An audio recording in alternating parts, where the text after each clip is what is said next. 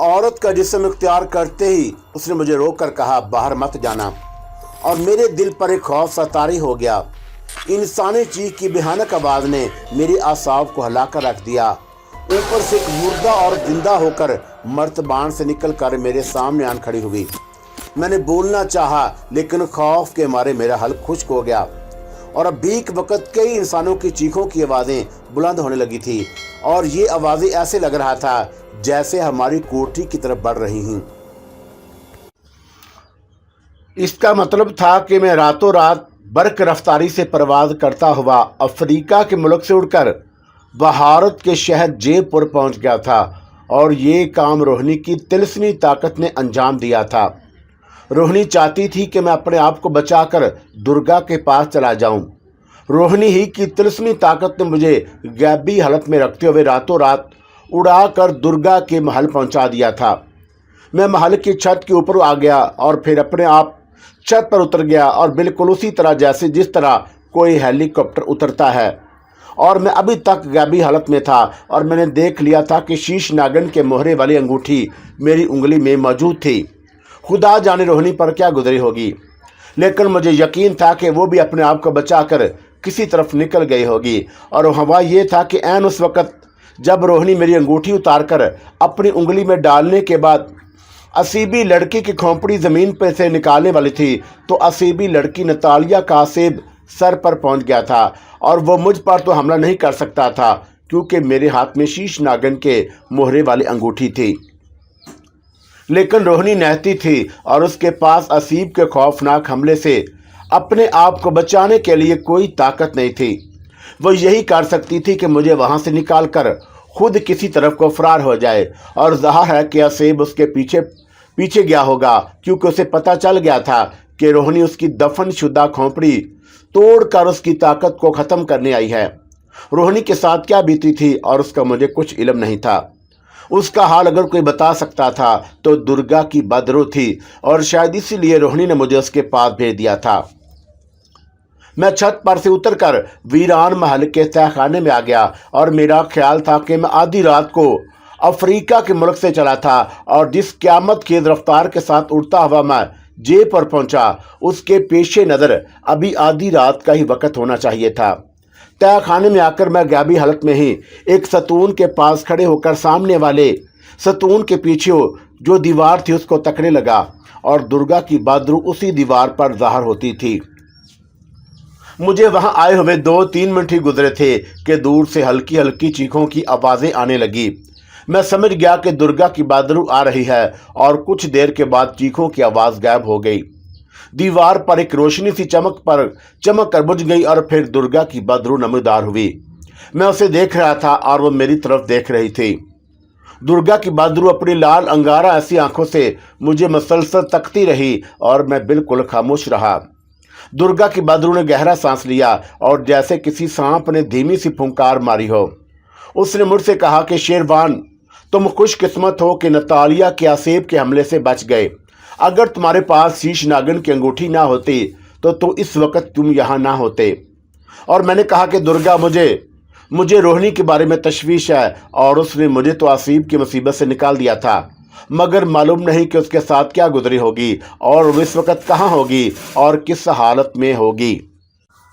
दुर्गा की बदरू कहने लगी, आसीब की दुनिया हम बदरूहों की दुनिया से बिल्कुल मुख्तलिफ और अलग होती है और कोई बदरू आसीब की दुनिया में दाखिल होने की जुर्रत नहीं कर सकती। इसलिए मुझे खुद मालूम नहीं है कि रोहिणी इस वक्त कहाँ होगी। तो मुझे ये बताओ कि जिस वक्त तुम उससे अलग हुए थे और क्या तुम्हें रोहिणी की कोई चीख वगैरह सुनाई दी थी?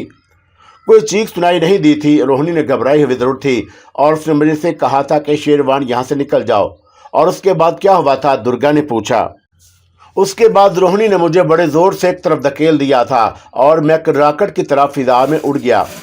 दुर्गा की बदरू कुछ देर के लिए किसी सोच में पड़ गई और फिर कहने लगी, अगर रोहिणी की कोई चीख सुनाई नहीं दी तो इसका मतलब है कि उसे कुछ नहीं हुआ और वो अपने आप को बचा कर ले गई है।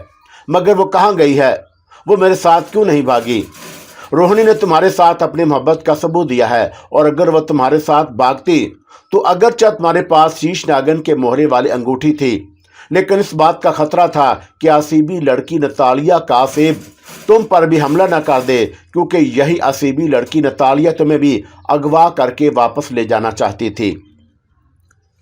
लेकिन मेरे हाथ में तो शीश नागिन की अंगूठी थी और वह मुझे कैसे अगवा कर सकती थी। दुर्गा की बहादुर ने इसके जवाब में कहा, ठीक है, और नतालिया का आसेब तुम्हारे नजदीक नहीं आ सकता था, लेकिन रोहिणी नहीं चाहती थी कि नतालिया का आसेब उसे छोड़कर तुम्हारे पीछे लग जाए। अगर आसेब तुम्हारे पीछे लग जाता तो फिर उसने तुम्हें नहीं छोड़ना था और किसी न किसी तरीके से तुम्हारे हाथ की अंगूठी गायब करके तुम्हें पकड़ लेना था। यही वजह थी कि रोहिणी ने आसेब को अपने पीछे लगा लिया और तुम्हें बचा लिया। मैं रोहिणी की इस कुर्बानी से काफ़ी मुतासर हुआ और मुझे उससे हमदर्दी पैदा हो गई। अब मुझे उसकी जान का फिक्र लग गया था और मैंने दुर्गा से कहा, दुर्गा, नतालिया का आसेब तो रोहिणी का जानी दुश्मन बन चुका है, क्योंकि रोहिणी उसकी दफन शुदा खोपड़ी को तोड़ने और उसकी ताकत को हमेशा के लिए ख़त्म करने के लिए वहां आई थी। दुर्गा ने कहा कि हाँ, नतालिया का आसेब रोहिणी की जान का दुश्मन बन चुका है, क्योंकि नतालिया की खोपड़ी के टूट जाने से उसकी सारी ताकत उसे छिन जानी थी और फिर कोई कमज़ोर से कमज़ोर मामूली बदरू भी उसे अपना गुलाम बना सकती थी और उसे हलाक भी कर सकती थी। फिर तो रोहिणी को हमें बचाना चाहिए। और मैंने दुर्गा से कहा, और अगर रोहिणी को कुछ हो गया तो मैं अपने आप को कभी माफ़ नहीं करूँगा, क्योंकि उसने ये सारा खतरा सिर्फ मुझे इस मुसीबत से निकालने के लिए मोल लिया था। और मुझे बताओ दुर्गा, रोहिणी कहाँ होगी और मैं उसकी मदद करना चाहता हूँ।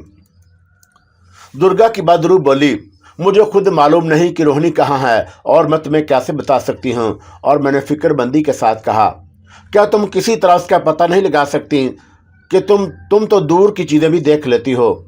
अगर रोहिणी का मुकाबला किसी बहादुर से होता तो मैं ज़रूर उसका पता लगा सकती थी और उसकी मदद भी कर सकती थी, लेकिन उसका मुकाबला एक आसेब से है और मैं आसेब का मुकाबला नहीं कर सकती। और फिर वो कुछ सोच कर बोली, एक बात हो सकती है, वो क्या? और मैंने जल्दी से पूछा, रोहिणी का पता सिर्फ मालिनी बहादुर ही बता सकती है और उसके लिए मुझे उसके पास बहादुरों की सबसे खतरनाक दुनिया में जाना होगा। और मैंने कहा कि दुर्गा और रोहिणी तुम्हें अपने सबसे प्यारी और गहरी सहेली समझती है और वो मेरे सामने तुम्हारा जिक्र हमेशा बड़ी मोहब्बत से किया करती है। क्या तुम अपनी सहेली के लिए इतना काम भी नहीं करोगी? दुर्गा अगरचे बहादुर थी, लेकिन मेरी बातों का उस पर असर हो गया और कहने लगी, क्यों नहीं जाऊंगी, और मैं अभी मालिनी के पास जाती हूँ, मैं भी तुम्हारे साथ जाऊंगा। वो बोली, वहां जाने का फिर कभी नाम ना लेना और तुम इस महल में ठहरो और मुझे वहां ज़्यादा देर नहीं लगेगी। और ये कहकर दुर्गा की बहादुर गायब हो गई। मैं तय खाने में एक सतून के पास बैठ गया और दुर्गा बहादुर का गए चंद मिनट ही गुजरे थे कि तय खाने की दीवारें इस तरह हिलने लगी जैसे जल्जला आ गया हो और मैं गैबी हालत में ही उठ खड़ा हुआ। दीवारें लर्ज रही थी, ऐसे लगता था कि अभी एक दूसरे से टकरा जाएंगी और मैं वहां से भागने ही वाला था कि तय खाने की फजा में एक खौफनाक चीख बुलंद हुई और मैं वहीं सहम कर बैठ गया और चीख की आवाज़ देर तक तय खाने में गूंजती रही और उसके बाद सन्नाटा छा गया। अचानक मुझे गुलाब के फूलों की खुशबू आने लगी और मैं चौंक गया और ये खुशबू नतालिया के लिबास से आया करती थी। वही नतालिया जो हकीकत में एक इंतहाई जालिम और ख़तरनाक असेबी लड़की थी और जो मुझसे मोहब्बत करती थी और जिसने ज़बरदस्ती मुझसे शादी कर ली थी और जो अब मेरे पीछे पड़ी हुई थी और जिसने रोहिणी को हलाक करने की भी कोशिश की थी।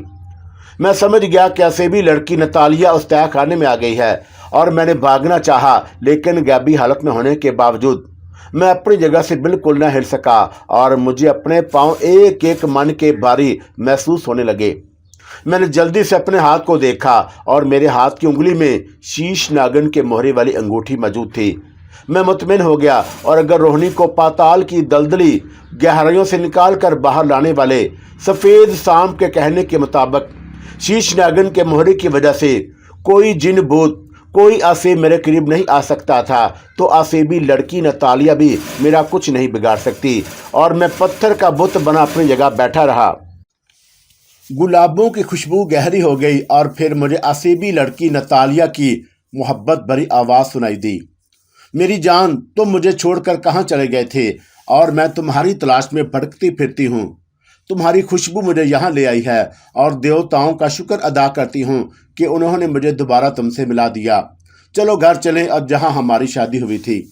اور میں نے ڈرتے ڈرتے کہا کہ میں تمہارے ساتھ نہیں جاؤں گا اور تم یہاں سے چلی جاؤ۔ نتالیہ نے اداس آواز میں کہا، اور میری جان، تم مجھ سے کس لیے ناراض ہو، اور کیا تمہیں ابھی تک پتہ نہیں چلا کہ میں تم سے کتنی محبت کرتی ہوں؟ میں نے کہا کہ نتالیہ، مجھے یہ راز معلوم ہو چکا ہے کہ تم کون ہو، اور میں تمہاری اصلیت جان گیا ہوں، اور اب میں کبھی تمہارے جال میں نہیں پھنسوں گا۔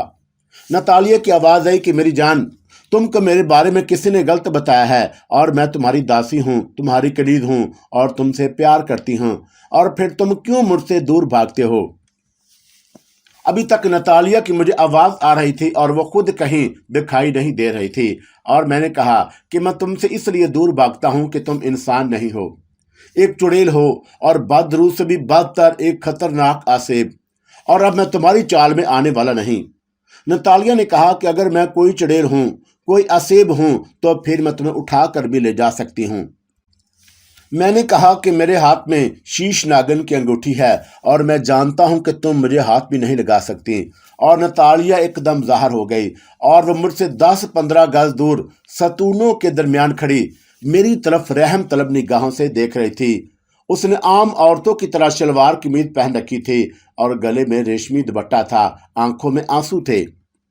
ایک نظر اسے دیکھ کر مجھے یقین سا ہونے لگا کہ نتالیہ کوئی چڑیل یا اسیب نہیں، بلکہ یہ بڑی ہی درد دل رکھنے والی اور اپنے خاوند کی محبت میں ڈوبی ہوئی عورت ہے، اور جتنا یہ مجھ سے پیار کرتی ہے اتنا پیار شاید ہی کوئی مجھ سے کرتا ہوگا۔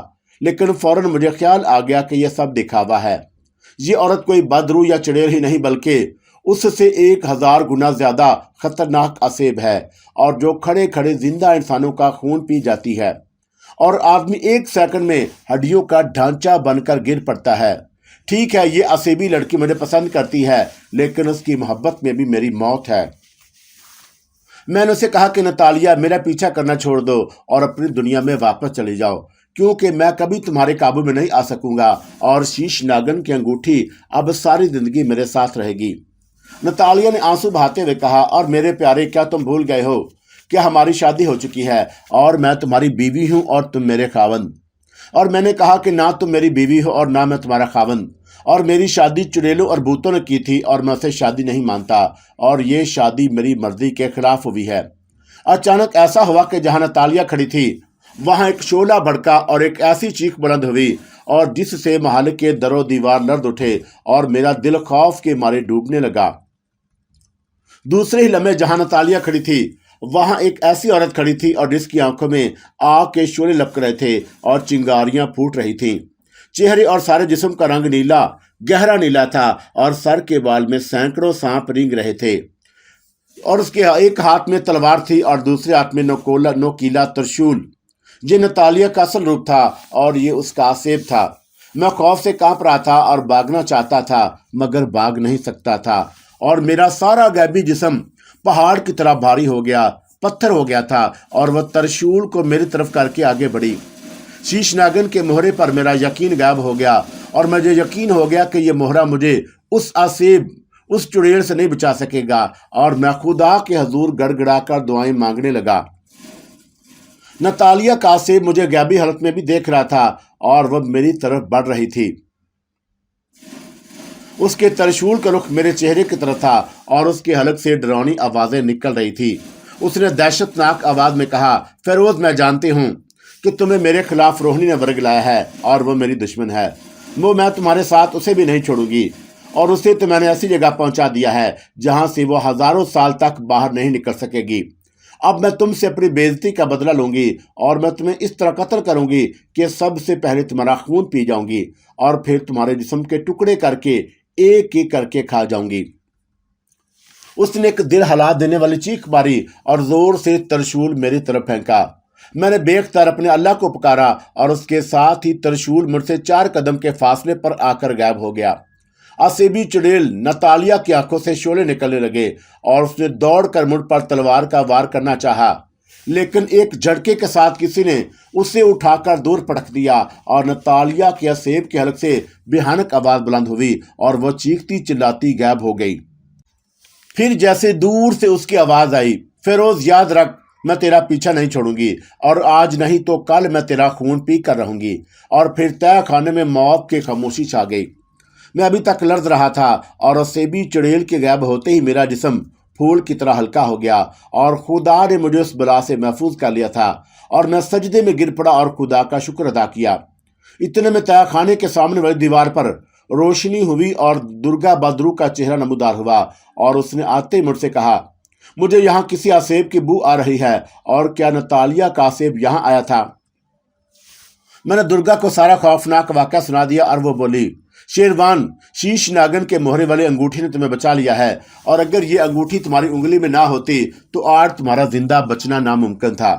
मैंने अपने दिल में कहा कि ये अंगूठी तो एक बहाना थी, असल में तो मुझे खुदा ने उस मनहूस बला से बचाया है और अब मुझे रोहनी की फिक्र लग गई थी।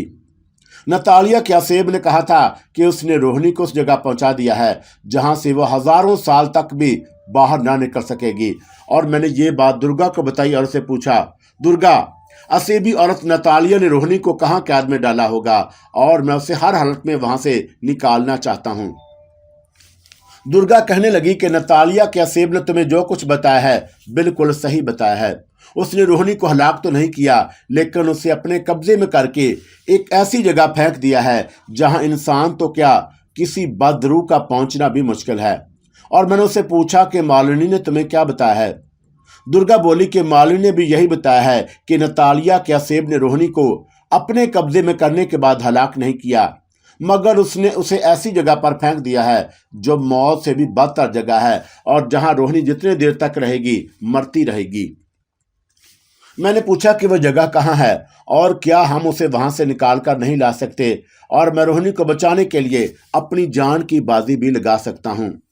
दुर्गा कहने लगी कि हमने दुनिया में जब जिंदा हालत में थी तो हमेशा बुतों की पूजा की है और कभी एक खुदा की इबादत नहीं की और ये हमें उस शिर्क की सजा मिली है कि हम बदरूहें बन गई और तुम मुसलमान हो और तुम्हारे सीने में एक खुदा के नूर की शमा रोशन है। तुम्हारे अंदर ईमान की इतनी ताकत है कि तुम पहाड़ों को भी अपनी जगह से हिला सकते हो, लेकिन तुम्हें उसका एहसास नहीं। अगर एहसास है तो बहुत कम एहसास है और तुम्हारे ईमान की ताकत के सामने शीश नागन के मोहरे वाली अंगूठी कोई हैसियत नहीं रखती। अगर तुम अपने अंदर ईमान की पुख्तगी पैदा कर लो तो तुम बदरूहों को तो क्या खतरनाक से खतरनाक आसेबों को भी शिकस्त दे सकते हो। मैंने कहा कि दुर्गा, ये मेरी खुशकिस्मती है कि मैं मुसलमान हूँ और खुदाए वाहद पर ईमान रखता हूँ। मैं समझता हूँ कि हमेशा उसी ने मुझे हर मुसीबत से निकाला है।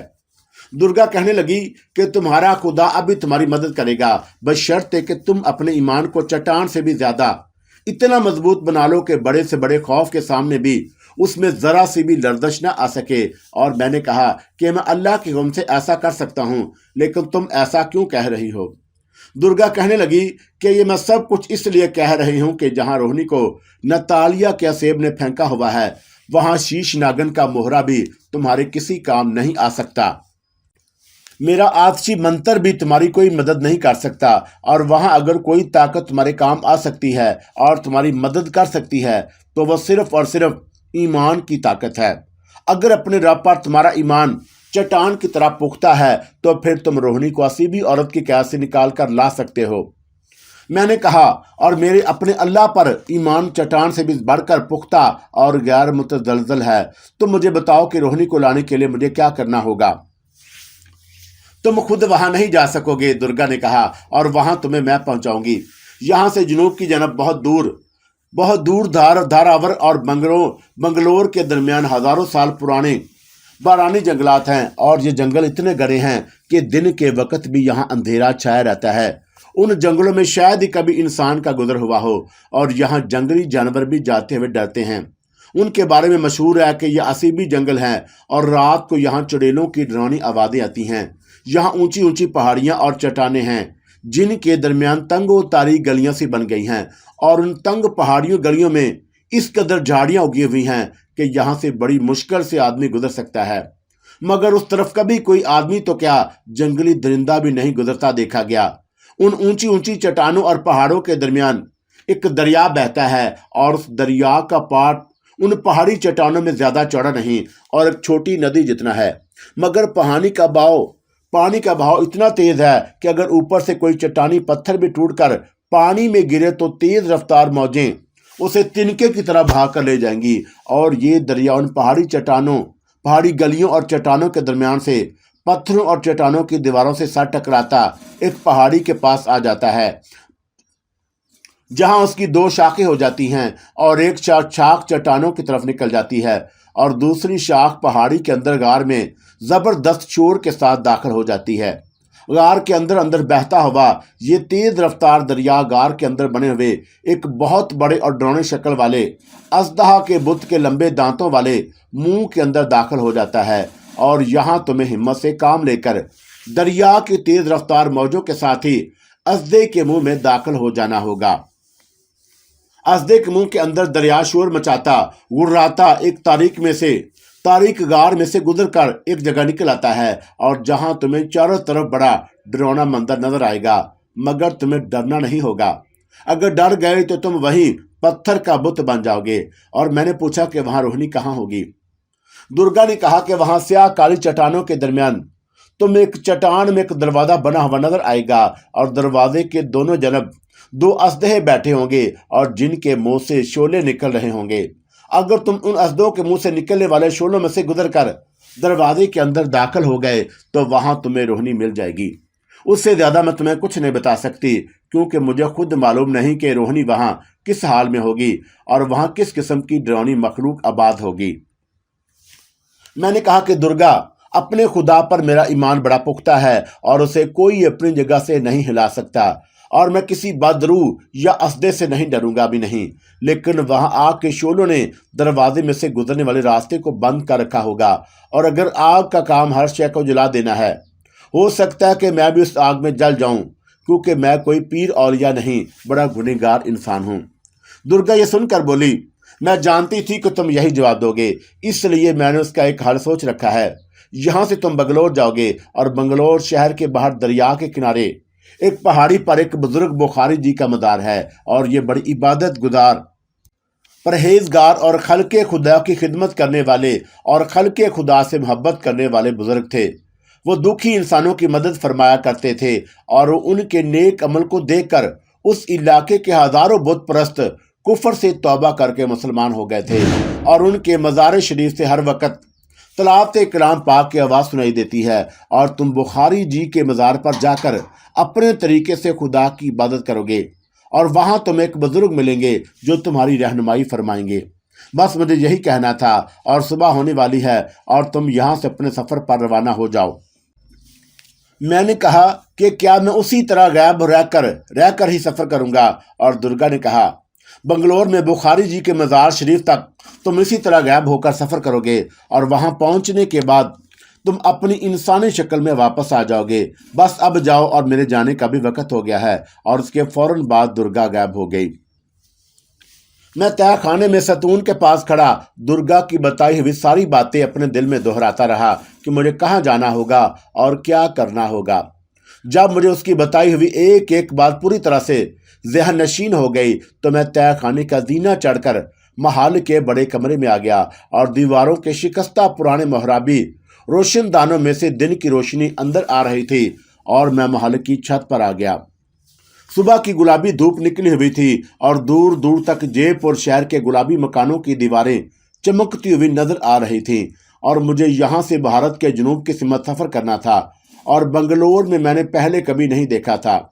مجھے یقین تھا کہ کوئی نہ کوئی غیبی طاقت ضرور پرواز میں میری مدد کرے گی، اور میں اپنی سمت کو صحیح رکھ سکوں گا۔ میں نے طلوع ہوتے ہوئے سورج کی طرف دیکھا، اور سورج مشرق سے طلوع ہو رہا تھا، اور مجھے جنوب کی طرف اڑنا تھا۔ میں نے اپنا منہ جنوب کی طرف کر لیا، اور پھر ایسا ہوا جیسے کسی نے مجھے ویران محل کی چھت پر سے اٹھا کر جنوب کی طرف اچھال دیا ہو۔ اس کے ساتھ ہی میں اپنے آپ ہوا میں پرواز کرنے لگا۔ میں زمین سے کافی بلندی پر چلا گیا، اور پھر سیدھا ہو گیا، اور مجھے کوئی طاقت اس طرح اڑا رہی تھی کہ نہ میں اپنی مرضی سے اوپر جا سکتا تھا اور نہ اپنی مرضی سے نیچے آ سکتا تھا۔ جس نپی تلی رفتار سے اڑ رہا تھا، اور میں اسی طرح اڑتا رہا جیسا کسی نے مجھے خاص رفتار اور ایک خاص سمت کو پابند کر دیا تھا۔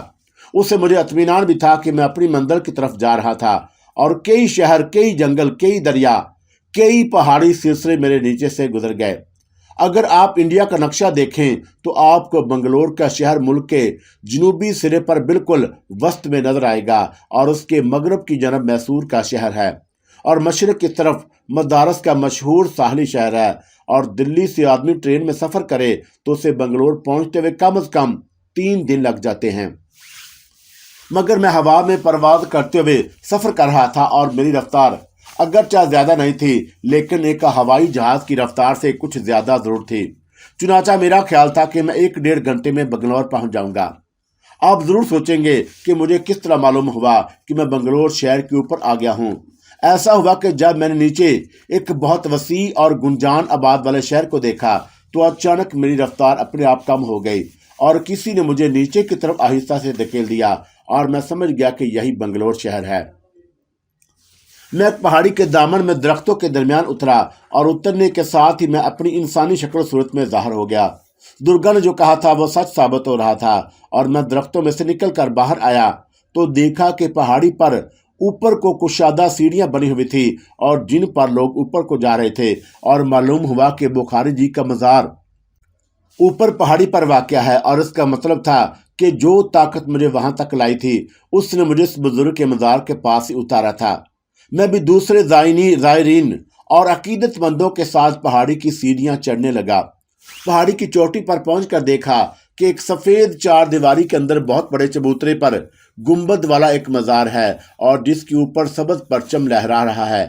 مزار کے دروازے میں دوسرے لوگوں کے ساتھ داخل ہوا تو مجھے کلام پاک کی تلاوت کی مقدس آواز سنائی دی۔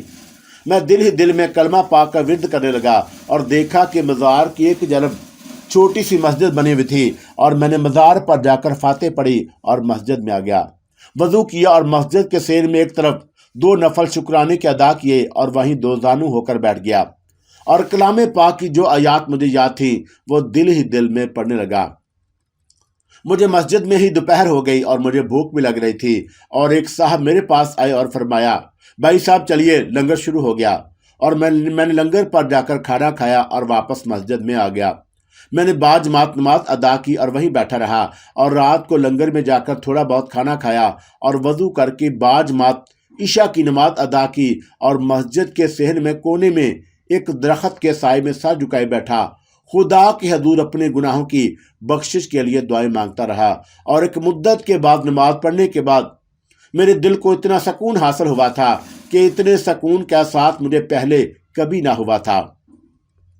آدھی رات تک میں مسجد کے سیر میں بیٹھا خدا کو یاد کرتا رہا، اور رات آدھی سے زیادہ گزر چکی تھی کہ کسی نے پیچھے سے آ کر میرے کندھے پر اپنا ہاتھ رکھا، اور میں نے پلٹ کر دیکھا۔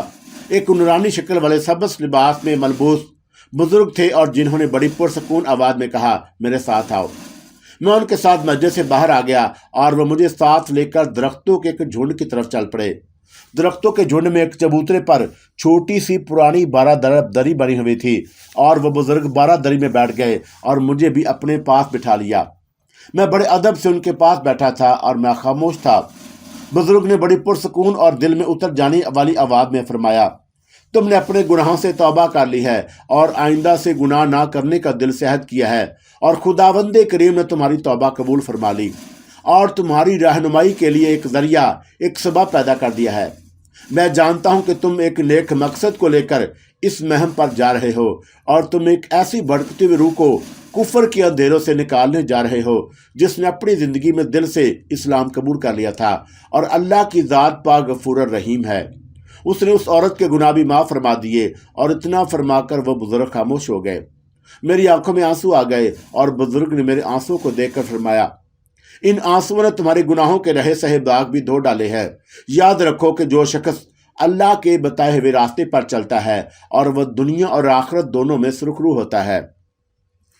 مجھ پر رکت کی کیفیت طاری تھی اور میری زبان سے الفاظ نکل نہیں رہے تھے، اور میں سر جھکائے خاموش بیٹھا تھا۔ بزرگ نے اپنا سبز کرتے کی جیب سے ایک سبز رنگ کے کپڑے میں لپٹا ہوا ایک چھوٹا سا تعویذ نکال کر میرے دائیں بازو پر باندھ دیا اور فرمایا، اس تعویذ پر اللہ پاک کا اسم پاک لکھا ہوا ہے، اور یہ تمہیں کافر بد روحوں کے حملے سے محفوظ رکھے گا۔ پھر اس بزرگ نے ایک طرف اشارہ کر کے فرمایا، تم یہاں سے جنوبی مشرق کی سمت جاؤ گے، اور وہاں تمہیں سیاہ چٹانوں کے درمیان بہتا ہوا وہ دریا ملے گا، اور جس کے ساتھ ساتھ تمہیں سفر کرنا ہوگا، اور خدا تمہاری حفاظت فرمائے۔ بزرگ آہستہ سے اٹھے اور مسجد کی طرف چل پڑے، اور میں 12 دری میں بیٹھا انہیں جاتے دیکھنے لگا۔ جب رات کے اندھیرے نے انہیں میری نظروں سے اجل کر دیا تو میں نے اپنی خطرناک مہم کے بارے میں سوچنا شروع کر دیا۔ اس وقت رات تھی اور مجھے دن کی روشنی میں اپنی مہم کا آغاز کرنا تھا، اور یہ بات مجھے پریشان کرنے لگی کہ میں اتنا دشوار گزار اور لمبا سفر اپنی عام جسمانی حالت میں کیسے طے کر سکوں گا، اور پھر تو مجھے تو سیاہ چٹانوں کے درمیان بہنے والا دریا کا بھی پتہ نہیں تھا۔ اور میں یہ سوچ کر بارہ سے اٹھ کر مسجد کی طرف آ گیا کہ ان بزرگ سے مل کر اس سلسلے میں مدد کی درخواست کرتا ہوں کہ مجھے کیا کرنا چاہیے۔ میں نے مسجد کے اندر اور باہر اور مزار کے آس پاس ہر جگہ ان بزرگ کو تلاش کرنے کی کوشش کی، مگر وہ مجھے کہیں نظر نہ آئے، اور میں مسجد کے باہر ایک درخت کے پاس پتھر کے چھوٹے سے چبوترے پر بیٹھ گیا، اور آخر میں نے یہی فیصلہ کیا کہ دن نکلتے ہی مجھے جنوب مشرق کی جانب اللہ کا نام لے کر چل پڑنا چاہیے، آگے جو ہوگا دیکھا جائے گا۔ وہیں بیٹھے بیٹھے دن نکل آیا، اور میں نے مسجد سے غسل خانے میں غسل کیا اور لنگر پر کھانا کھایا، اور اللہ کا نام لے کر مزار شریف کی پہاڑی سے اتر کر جنوب مشرق کی سمت چل پڑا۔ میں پہاڑی علاقوں سے گزر رہا تھا، اور زمین اونچی نیچی تھی اور پہاڑی ٹیلے دور دور تھے۔ کہیں درختوں کے جھنڈ شروع ہو جاتے اور کہیں خالی پتھریلی زمین آ جاتی۔ مجھے یہ بھی خیال آ رہا تھا کہ چل تو پڑا ہوں، لیکن آگے جا کر بھوک پیاس لگی تو کیا کروں گا، کیونکہ مجھے دور دور تک پانی کا نام و نشان نظر نہیں آ رہا تھا۔ اور پھر سوچا کہ اس علاقے میں ناریل کے درخت عام ہوتے ہیں، کہیں سے گرا پڑا ناریل توڑ کر اس کے پانی سے پیاس بجھا لوں گا اور اس کی گری کھا کر بھوک مٹا لوں گا۔ گری کا لفظ میں نے خاص طور پر استعمال کیا ہے، اور پنجابی میں ہم ناریل کے گودے کو گری کہتے ہیں، اور گودے اور کھوپے کا لفظ مجھے پسند نہیں۔ میں ایسی جگہ پر چل رہا تھا کہ جہاں زمین کی چڑھائی تھی، اور میں آہستہ آہستہ جا رہا تھا اور سوچ رہا تھا کہ میں جس مہم پر جا رہا ہوں اس میں قدم قدم پر میری جان کو خطرہ ہے۔ میں جس زمانے میں اپنے بمبئی والے دوست جمشید کے ساتھ جنگلوں میں شکار کھیلنے جایا کرتا تھا، تو مجھے اپنے اندر ایک ایڈونچر، ایک خوشی محسوس ہوا کرتی تھی، مگر یہ کوئی مرغابیوں اور جنگلی جانوروں کے شکار کی ایڈونچر مہم نہیں تھی، اور میں ایک ایسی عورت کو بدروحوں اور چڑیلوں سے بھی بڑھ کر خطرناک اور دہشت ناک آسیب کی کیسے چھڑانے جا رہا تھا، جو خود ایک بدروح تھی۔ یہ کام الف لیلہ کی طلسمی دنیا کا کوئی حاتم طائی ہی کر سکتا تھا، لیکن یہ تو مجھے کرنا پڑ گیا تھا، اور حاتم طائی تو ایک خیالی کردار تھا، مگر میں 20ویں صدی میں رہنے والا ایک زندہ اور حقیقی دنیا کا آدمی تھا۔ میں طاقتور ہونے کے باوجود کمزور بھی تھا۔ اگر مجھے اپنے آپ پر بھروسہ اور زبردست اعتماد تھا تو ساتھ ہی ساتھ یہ وسوسے بھی لگے ہوئے تھے کہ اگر کہیں ذرا سا کمزور پڑ گیا یا میرا اعتماد کمزور پڑ گیا تو میری موت یقینی ہے۔ میں آپ کے آگے جھوٹ نہیں بولوں گا، اور مجھے روہنی کو اسیبی لڑکی نتالیہ کے اسیب سے بچانے کا اتنا خیال نہیں تھا جتنا خود کو اس اسیب سے نجات دلانے کا خیال تھا۔ اگر یہ بات نہ ہوتی تو ممکن ہے کہ میں درگا بہادر سے ملنے کے بعد جے پور سے سیدھا کسی نہ کسی طرح بھاگ کر پاکستان آ جاتا۔ مصیبت یہ تھی کہ جسے عذاب میں روہنی مبتلا تھی، اور اس میں بھی گردن تک پھنسا ہوا تھا۔ جب تک میں نتالیہ کے اسیب اور پجاری رگو سے اپنی جان نہیں چھڑا لیتا، اور میرے لیے بھاگنے کا کوئی راستہ نہیں تھا۔ پتھریلے میدان کی چڑھائی ختم ہوئی تو میں نے دیکھا کہ دوسری جانب نشیب میں دور تک چھوٹے بڑے ٹیلے اور ساتھ ساتھ کھڑی اوپر کوٹھی ہوئی نوکدار چٹانیں ہی چٹانیں پھیلی ہوئی تھی، اور یہی وہ اسیبی وادی تھی جس کے بارے میں درگا بہادر نے مجھے بتایا تھا۔ اور ان چٹانوں اور ٹیلوں کے درمیان ایک طوفانی دریا بہتا ہے، اور جس کے ساتھ ساتھ مجھے اس پہاڑی تک سفر کرنا ہوگا جس کی تاریک غار میں یہ دریا خوفناک گڑگڑاہٹ کے ساتھ داخل ہو جاتا ہے، اور میں نشیب میں اترنے لگا۔ کچھ دور جانے کے بعد نشیب و فرات والی زمین کے جنگل کی جھاڑیاں، سرکنڈے اور اکا دکا درخت شروع ہو گئے، اور یہ درخت بڑے ٹیڑھے میڑے نیچے کو جھکے ہوئے، اور کسی درخت کی ننگی ٹہنیاں کسی انسانی پنجر کے ہاتھ کی طرح اوپر کو اٹھی ہوئی تھی، اور ان درختوں کو دیکھ کر ہی خوف آتا تھا۔ میرے دل پر دہشت کا ہلکا سا احساس طاری ہونے لگا جیسے جیسے آگے بڑھ رہا تھا، اور دل کی دھڑکنیں تیز ہوتی جا رہی تھی۔ میں ایک جگہ بیٹھ گیا اور میں نے اپنے دل کو سمجھایا کہ فیروز، اس طرح کام نہیں چلے گا، اور تمہیں ہمت اور پختہ عزم سے کام لینا ہوگا۔ خدا پر بھروسہ رکھو، اور اللہ پاک کے نام کا تعویذ تمہارے بازو پر بندھا ہوا ہے، اور اللہ پاک کا نام تمہاری حفاظت کرے گا۔ اٹھو اور اپنے دل کو چٹان کی طرح مضبوط بناؤ اور اللہ تمہارا مددگار ہے۔ اس کے ساتھ ہی یقین کریں کہ میں اپنے اندر اتنی طاقت محسوس کرنے لگا کہ اگر میں کسی چٹان سے ٹکرا گیا تو چٹان ٹکڑے ٹکڑے ہو جائے گی، اور ایک فرلانگ چلنے کے بعد ٹیلوں اور چٹانوں کا سلسلہ شروع ہو گیا۔ پہلے پہاڑی ٹیلے آ گئے اور یہ بھورے رنگ کے بنجر ٹیلے تھے اور چھوٹی چھوٹی خشک جھاڑیوں سے ڈھکے ہوئے، اور یہ بالکل ایک دوسرے سے جڑے ہوئے تھے۔ ایک ٹیلا ختم ہوتا تو دوسرا شروع ہو جاتا، اور ان کے درمیان تنگ راستے بنے ہوئے تھے اور جن میں اونچی نیچی گھاس اگی ہوئی تھی، اور میں بڑی مشکل کے ساتھ ان راستوں سے گزر رہا تھا۔ ٹیلے ختم ہو گئے تو آگے سیاہ فام ڈرونی چٹانیں شروع ہو گئیں، اور یہ چٹانیں اوپر جا کر نوکیلی ہو گئی تھیں۔ ان کی سیاہ دیواروں پر سبز زنگ چمٹا ہوا تھا اور جس میں سے پانی رس رس کا نکل رہا تھا۔ ان چٹانوں کے درمیان بھی تنگو تاری گلیاں سی بنی ہوئی تھی، اور یہاں دن کی روشنی نہ ہونے کے برابر تھی۔ بعض چٹانوں میں سے جھاڑیاں باہر کو نکلی ہوئی تھیں، اور انہوں نے تنگ راستے پر سایہ ڈال کر اندھیرا کیا ہوا تھا۔ ان چٹانوں میں سے گزر کر میں ایک جگہ آیا تو مجھے شور سا سنائی دینے لگا۔ جیسے جیسے آگے بڑھ رہا تھا اور شور کی آواز بڑھ رہی تھی، اور پھر یہ آواز اتنی بڑھ گئی کہ سوائے شور کے مجھے کچھ سنائی نہیں دے رہا تھا۔ ذرا آگے گیا تو سامنے ذرا نیچے تنگ چٹانی دیواروں کے درمیان بڑے زور و شور کے ساتھ ایک دریا بہہ رہا تھا، اور موجوں کی رفتار بے حد تیز تھی اور جھاگ اڑاتی، سر پٹکتی چٹانوں سے ٹکرا ٹکرا کر ڈراؤنی آوازیں پیدا کرتی طوفانی رفتار کے ساتھ آگے کو جا رہی تھیں۔ ایسے لگ رہا تھا کہ جیسے 6-7 میل کے پاٹ میں پھیلے ہوئے کسی دریا کو 30-40 فٹ قطر کی سرنگ میں بند کر کے چٹانوں کے درمیان چھوڑ دیا گیا ہو۔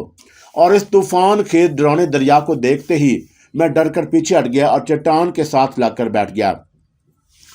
یہ سوچ کر ہی میرے دل میں ہول اٹھنے لگا کہ مجھے اس دریا کے ساتھ ساتھ چلنا ہوگا اور پھر اس کے ساتھ کسی پہاڑی غار میں بھی داخل ہونا ہوگا۔ لیکن میں رک نہیں سکتا تھا، اور میں نے اپنے آپ سے کہا، فیروز، جتنا ڈرنا ہے یہاں بیٹھ کر ایک ہی بار ڈر لے، کیونکہ تجھے ہر حالت میں اس دریا کے ساتھ سفر کرنا ہوگا۔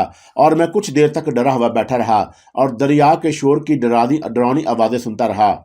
پھر اٹھا اور اللہ کا نام لے کر ایک چٹان کے قریب سے باہر نکلی ہوئی جھاڑیوں کو پکڑ کر نیچے اتر گیا، اور دریا کی موجیں مجھ سے 3-4 فٹ نیچے چٹانوں کے درمیان سے شاید 100 میل فی گھنٹہ کی رفتار سے آگے کو جا رہی تھیں۔ میں دریا کے ساتھ چٹانی پتھروں کے درمیان راستہ بناتا چلنے لگا، اور دریا کو دیکھ کر ہی خدا کی قدرت یاد آ جاتی تھی۔ میں نے اپنے دل اور اعصاب کو مضبوط کر لیا اور اپنے آپ کو یقین دلانے کی کوشش کر رہا تھا کہ میرے ساتھ دریا نہیں بلکہ کوئی تیز رفتار نہر بہہ رہی ہے، اور دریا آگے جا کر چٹانوں کی دیواروں کے ساتھ ہی ایک طرف کا مڑ گیا اور میں بھی اس طرف مڑ گیا۔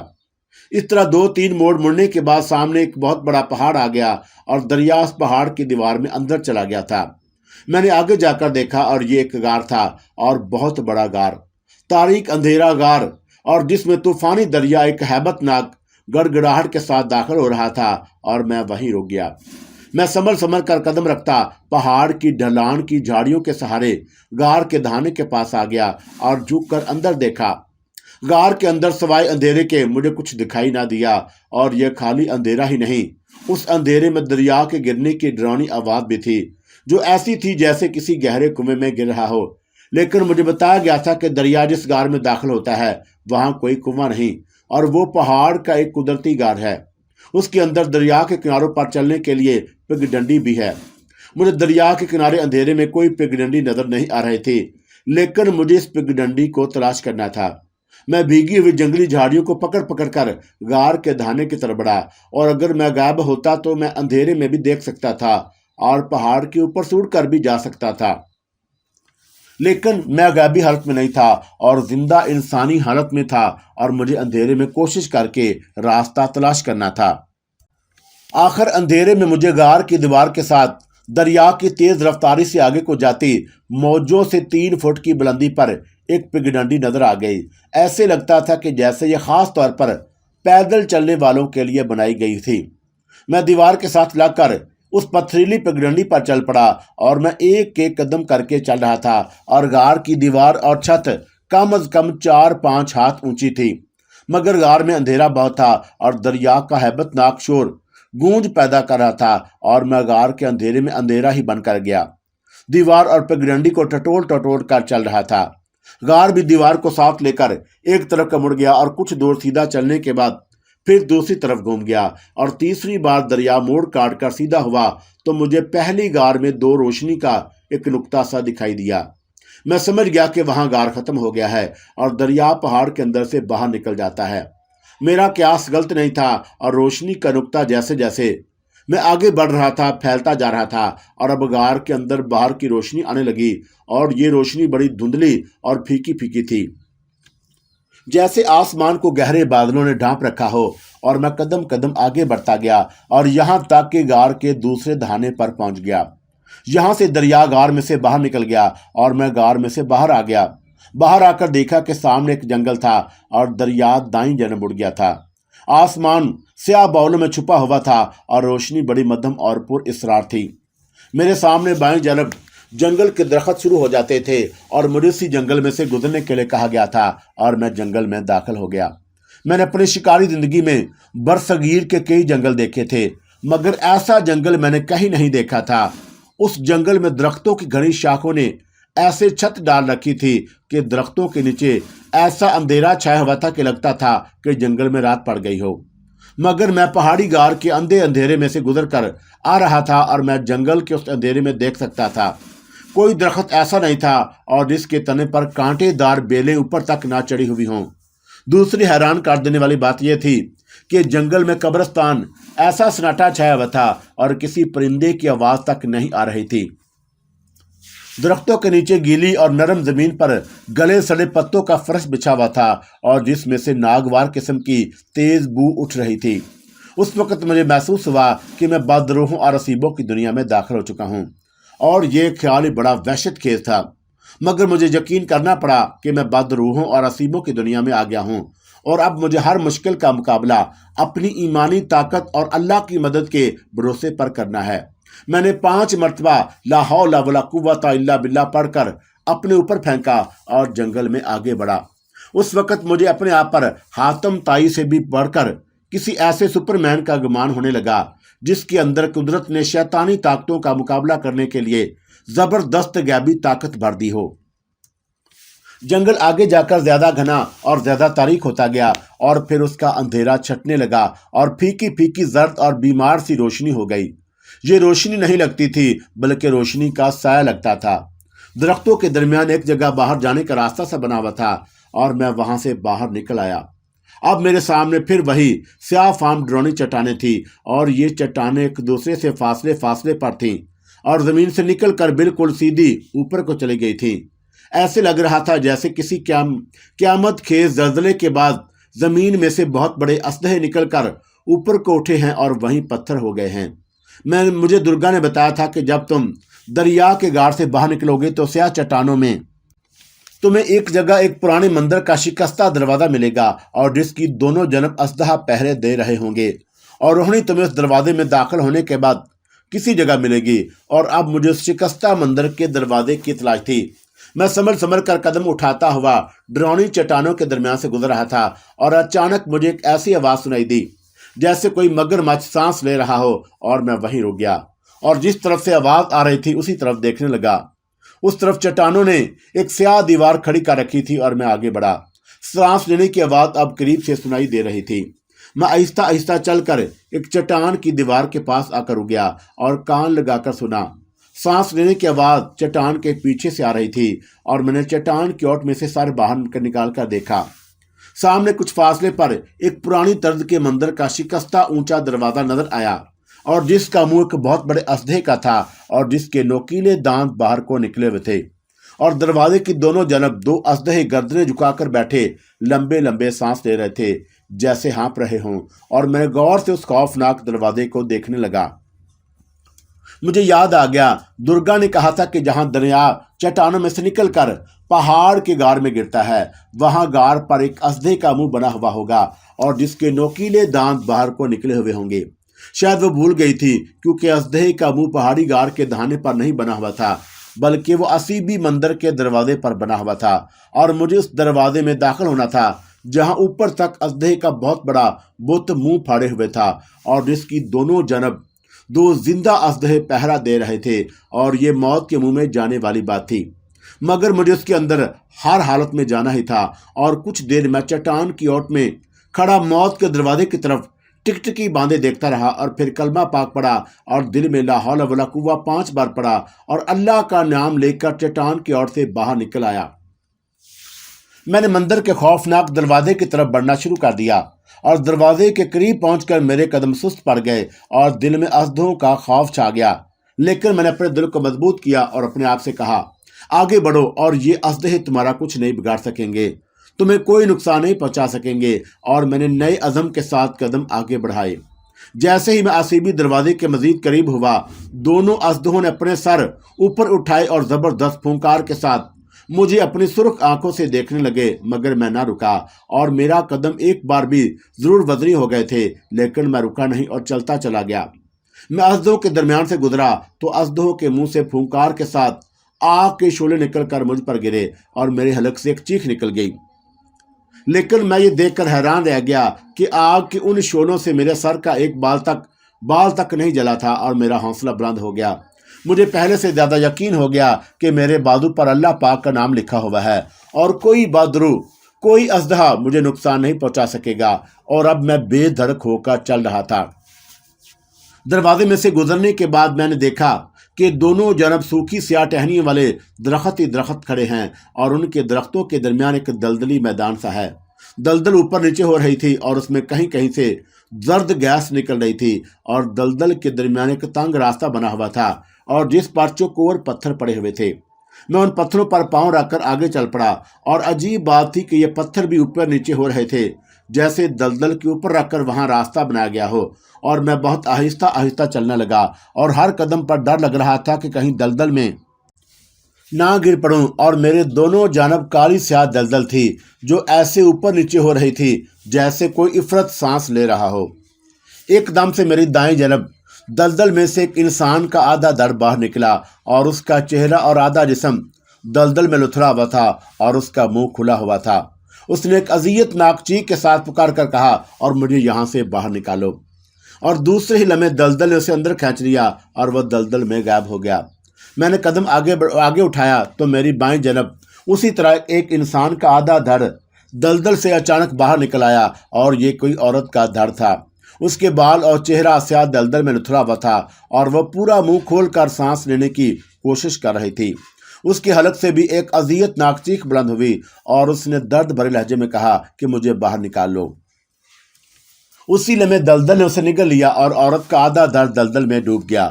اور یہ عبرت انگیز منظر دیکھ کر مجھ پر ایک لرزہ سا طاری ہو گیا، اور خدا جانے ان لوگوں سے زندگی میں کون سے گناہ سرزد ہوئے تھے کہ جن کی سزا ان کی روحیں یہاں بھگت رہی تھیں۔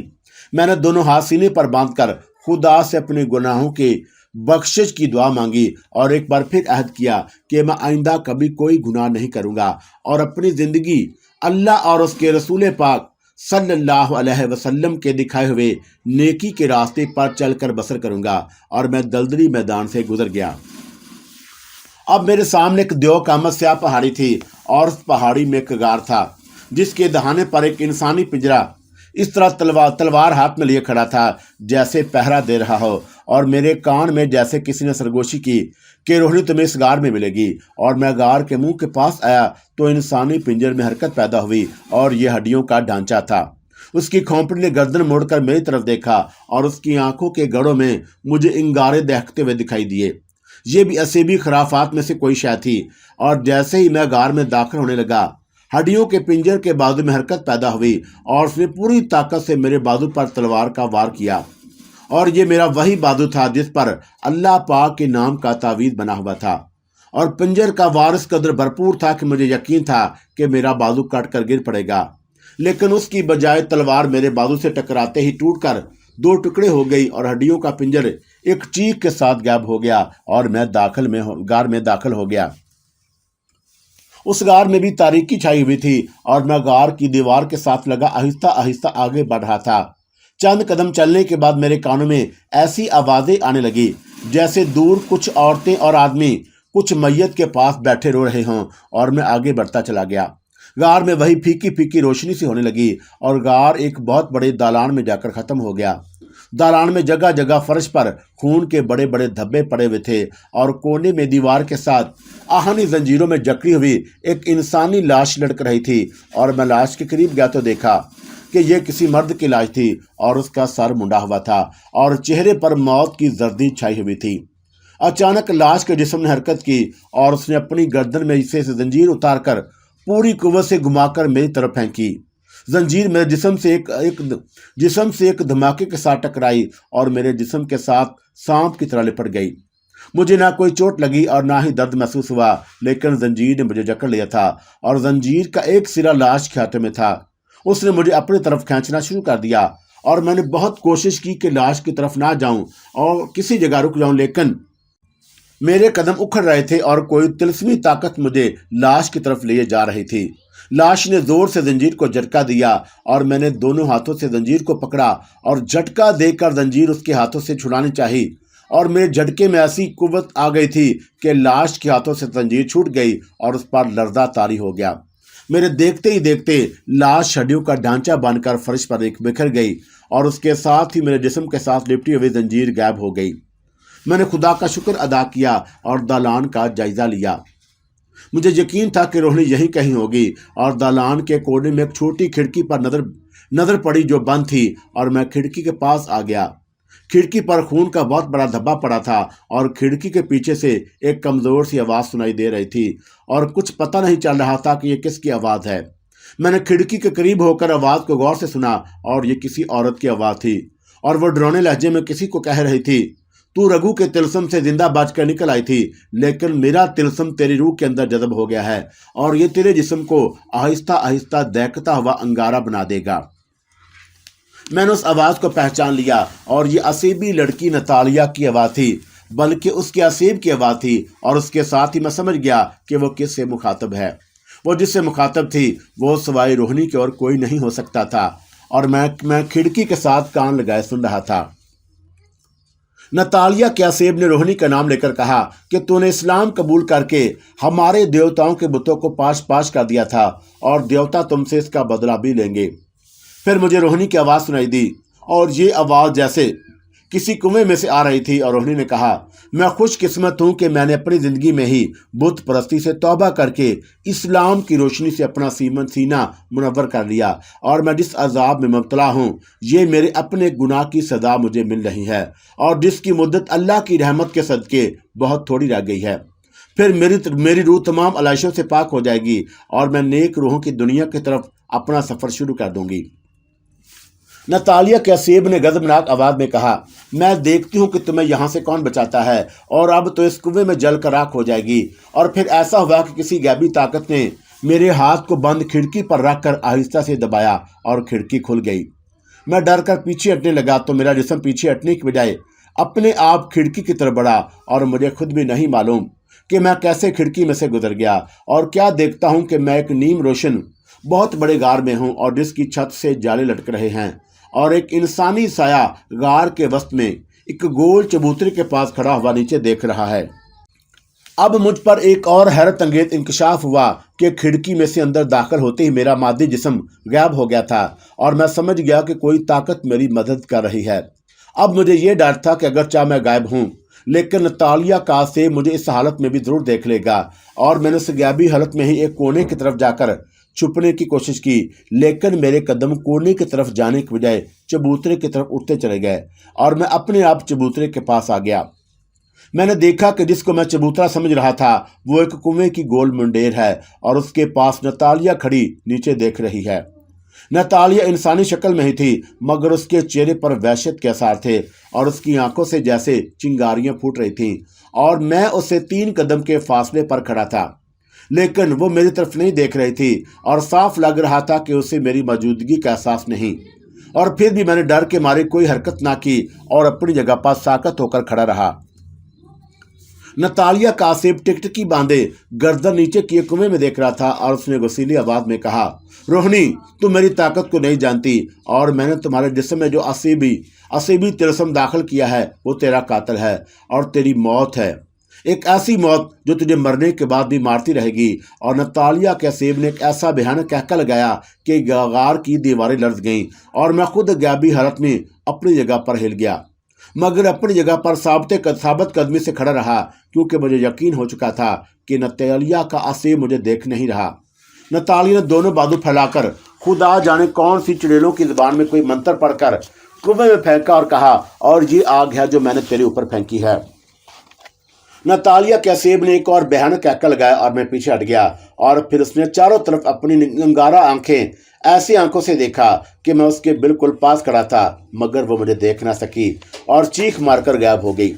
उसके गायब होने के बाद 1 मिनट तक मैं अपनी जगह पर बहुत बना खड़ा रहा और मैं तसल्ली कर लेना चाहता था कि वो वहां से दफा हो चुकी है। 1 मिनट तवक्कुफ के बाद मैं तेजी से कुएं की मंडेर पर आ गया और नीचे झांक कर देखा। रोहिणी, घबराओ नहीं, मैं तेरी मदद के लिए आ गया हूँ। और मेरी आवाज़ ने जैसे रोहिणी की मुर्दा रूह में जिंदगी की भरपूर ताकत भर दी और उसने फौरन अपनी नॉर्मल आवाज़ में कहा, शेरवान, शेरवान, मैं जानती थी कि तुम जरूर मेरी मदद को आओगे, लेकिन तुम मुझे दिखाई नहीं दे रहे। मैंने कहा कि मैं गायब हूँ। रोहिणी ने कहा कि खुदा के लिए कुछ देर के लिए किसी जगह छुप जाओ और नतालिया का सेब अभी यहीं होगा। मैंने कहा कि वह दफा हो गया है और मैंने खुद उसे गायब होते देखा। और क्या उसने तुम्हें नहीं देखा था? रोहिणी ने पूछा। नहीं, और मैं उसे नजर नहीं आया था। तुम गायब कैसे हो गए हो? और मुझे खुद मालूम नहीं, और मैं खिड़की में से जैसे ही अंदर आया गायब हो गया। रोहिणी ने आह भरकर कहा, शेरवान, खुदा हमारी मदद फरमा रहा है और अब मुझे यकीन हो गया है कि नतालिया का सेब मेरा कुछ नहीं बिगाड़ सकता। रोहिणी, तुम कुएं में से कैसे बाहर आओगी? और मैंने पूछा। मेरी बात गौर से सुनो शेरवान। कुएं की मंडेर के करीब दीवार के पास मट्टी का एक मटका पड़ा है और उसके अंदर एक खोपड़ी है। उस खोपड़ी को मटके से बाहर निकालो और उस पर 5 बार अल्लाह पाक का नाम पढ़कर फूंको और फिर सब ठीक हो जाएगा। मैंने ऐसा ही किया और कुएं की मंडेर के पीछे दीवार की तरफ खड़ गया और वहां एक मटका पड़ा हुआ था और मटके के साथ मकड़ियों के जाले चिमटे हुए थे। मैंने जालों को हटाने के बाद मटके के ढक्कन को उठाकर अंदर हाथ डालकर एक खोपड़ी बाहर निकाल ली और ये एक इंसानी खोपड़ी थी। मैंने 5 बार अल्लाह के पाक का नाम लेकर दिल में पढ़कर खोपड़ी पर फूंक मारी और खोपड़ी के ऊपर छत पर से आती हुई रोशनी की एक चमकदार किरण पड़ी और खोपड़ी उछल कर कुएं में गिर पड़ी। मैं दौड़कर कुएं की मंडेर पर आ गया। मैंने देखा कि कुएं में रोशनी ही रोशनी हो गई और उस रोशनी में रोहिणी अपने आप को ऊपर को आ रही थी और रोहिणी के दोनों हाथ सीने पर बंधे हुए थे और उसका सर झुका हुआ था। वो कुएं में से निकल बाहर आ गई और कुएं की रोशनी गायब हो गई। रोहिणी ने उस तरफ देखा जहां मैं खड़ा था और उसने मुझे गायबी हालत में भी देख लिया था। उसने अपने बाजू फैलाकर मेरा हाथ अपने हाथ में लिया और बड़ी रिक्कत भरी आवाज में बोली, शेरवान, अल्लाह ने मुझे गुनाहगार का गुनाह माफ़ फरमा दिया है और मैं उसकी रहमत के साए में हूँ। मैंने अपनी ज़िंदगी में जो गुनाह किया था, अब अल्लाह पाक की रहमत से मेरी रूह उससे पाक हो गई है और मैं अब बदरूह नहीं बल्कि एक पाक रूह हूँ। और मैंने कहा कि रोहिणी, तुम खुशकिस्मत हो कि तुम्हारी बख्शिश हो गई। रोहिणी कहने लगी कि अब मेरे दिल में सिवाय अल्लाह के और किसी का खौफ नहीं। चलो यहाँ से निकल चलते हैं। मुझे डर है नतालिया का सेब तुम्हें ना देख ले और इसलिए तुम भी गायब हो जाओ और अब वो मुझे मेरी जिस्मानी सूरत में भी नहीं देख सकेगा और मेरे साथ आओ। मैंने इसरार करते हुए कहा। और रोहिणी, मुझे खतरा महसूस हो रहा है। अगर तुम गायब हो सकती हो तो कम से कम इस जहन्नमी दुनिया से निकलने के लिए ज़रूर गायब हो जाओ। रोहिणी ने कहा, और अगर तुम्हारी यही ख्वाहिश है तो मैं गायब हो जाती हूँ। और दूसरे ही लम्हे रोहिणी भी गायब हो गई और अब हम दोनों गायब थे, लेकिन हम दोनों एक दूसरे को देख रहे थे। और रोहिणी ने कहा, मैं तुम्हारे अंदर ईमान की वो ताकत देख रही हूँ और जिसकी मुझे सारी ज़िंदगी हसरत रही कि काश मेरे ईमान को भी ऐसी ताकत नसीब हो जाती। मैंने कहा कि यह सब अल्लाह का करम है रोहिणी। और रोहिणी ने फ़ौरन मेरी बात कर कहा, शेरवान, आइंदा से मुझे रोहिणी के नाम से ना बुलाना और अब मुझे हमेशा मेरा मुसलमान नाम सुल्ताना कहकर पुकारना। और मैंने कहा कि मैं आज से रोहिणी के नाम को भी भूल जाता हूँ और अब तुम सुल्ताना हो और मैं शेरवान हूँ और तुम्हारे मरहूम शहजादे का हम शक्ल। हाँ, रोहिणी ने कहा, और मेरा सीना रोशन हो गया है और मुझ पर यह राज भी खुल गया है कि किसी मुसलमान मोमिन का मरने के बाद कोई दूसरा जन्म नहीं होता, बल्कि रूह को उसके अमाल के मुताबिक दर्जा अता होता है और तुम मेरे शहजादे का दूसरा जन्म नहीं हो, बल्कि महज इत्तफाक से तुम्हारी शक्ल मेरे मरहूम शहजादे से मिलती है। मैंने रोहिणी से कहा कि آپ کو میں اپنی داستان بیان کر رہا ہوں اور اس لیے آپ کے آگے میں سلطانہ کا نام روہنی ہی لوں گا تاکہ آپ فوراً سمجھ جائیں کہ میں اس عورت کی بات کر رہا ہوں اور جس کی روح یا بدروح کو میں نے روہت گڑھ والے قلعے کے مرتبان سے آزاد کر دیا تھا۔ اور میں نے روہنی سے کہا، سلطانہ، اب تم پاک روح بن چکی ہو اور تم اپنے مرحوم خاوند سے اس قدر پیار کرتی ہو، اور پھر تم اپنے خاوند کی روح سے جا کر کیوں نہیں مل جاتی؟ روہنی نے ٹھنڈا سانس بھر کر کہا، اور میرا خاوند ایک نیک انسان تھا اور وہ مسلمان پیدا ہوا تھا، اور پیدا ہونے کے فوراً بعد اس کے کان میں اذان دی گئی، اور اس کی روح جنت کے جس مقام جس درجے میں ہے اور وہاں تک ابھی میری رسائی نہیں، اور جب میری روح کا رہا سہا میل بھی اتر جائے گا تو میں اسی روز اپنے خاوند کی روح سے جا کر مل جاؤں گی۔ ہم باتیں کرتے غار کے کھڑکی میں سے نکل کر غار کے اندر سے گزر رہے تھے اور غار کے دہانے کے پاس پہنچ گئے۔ ہم غار سے سلامتی کے ساتھ نکل آئے اور آگے وہی دلدل والا چھوٹا سا میدان تھا جس میں میں نے ایک عورت کو اور ایک مرد کو آدھا دلدل میں ڈوبا ہوا مدد کے لیے پکارتے دیکھا تھا۔ اور غار کے اندر سے نکلنے کے بعد میں نے روہنی سے کہا، میں کھڑکی میں داخل ہونے کے بعد غائب ہو گیا تھا، لیکن کھڑکی میں سے نکلنے کے بعد میں اپنی ظاہری شکل میں واپس نہیں آیا، اور اس کی کیا وجہ ہے؟ روہنی کہنے لگی، اور یہ بھی میں بھی نہیں کہہ جانتی، ہو سکتا ہے کہ تم کسی بھی وقت اپنی انسانی صورت میں واپس آ جاؤ۔ غار میں سے نکلنے کے بعد روہنی نے میرا ہاتھ تھام کر مجھے اپنے ساتھ ہی زمین کی سطح پر سے 10-15 فٹ اوپر اٹھا لیا تھا، اور دلدل کے اوپر سے گزرنے کے بعد آگے وہی پہاڑ تھا اور جس میں سے طوفانی دریا نکل کر ایک طرف کا مڑ گیا تھا۔ اور روہنی کہنے لگی، ہم غار میں سے نہیں نکلیں گے بلکہ پہاڑ کے اوپر سے نکل جائیں گے۔